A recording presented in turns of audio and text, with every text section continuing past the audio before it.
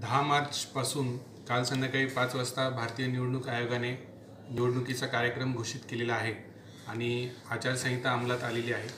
त्यानिमित्ताने आता जिल्ह्यामधल्या सगळ्या शासकीय, सार्वजनिक आणि खाजगी मालमत्तांवरील राजकीय स्वरूपाचे पोस्टर्स, बॅनर्स, होर्डिंग काढण्याची कारवाई सुरू झालेली आहे। त्याचप्रमाणे येत्या 24 तासांमध्ये आपल्या सगळे स्थायी निरीक्षण पथक आणि भरारी पथक हे देखील कार्यान्वित होत आहेत।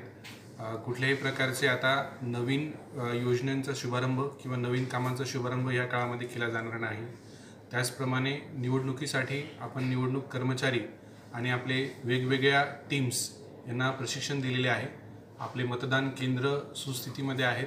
आपल्याकडे पुरेसा EVM आणि VVPATचा साठा देखील आलेला आहे। तरीही सगळ्या नागरिकांना आवाहन करण्यात येते की अद्यापही आपलं नाव नोंदणी करण्याचं राहिलं असेल तर आपलं येत्या 15 तारखेपर्यंत आपण फॉर्म 6ची नोंदणी करून घ्यावी। त्याचप्रमाणे निवडणूक आणि मतदानासाठी आपण 100% मतदान करावे।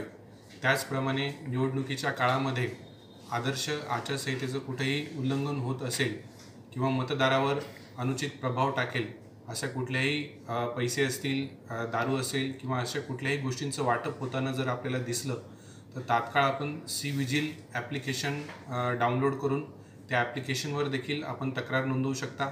आपलं नाव गोपनीय ठेवलं जाईल किंवा 1950 हा टोल फ्री हेल्पलाईन नंबर आहे। यावर देखील आपण आपल्या मतदार यादीमध्ये नाव आणि इतर काही तक्रार असतील तर या संदर्भात देखील आपण तात्काळ कॉल करू शकता। निवडणुकीसंदर्भात सगळ्या जिल्ह्यातल्या यंत्रणा कायदा आणि सुव्यवस्थेच्या दृष्टीने सर्व निवडणुका या निर्भय आणि शांततापूर्ण वातावरणात व्हाव्यात यासाठी संपूर्णपणे सज्ज आहे।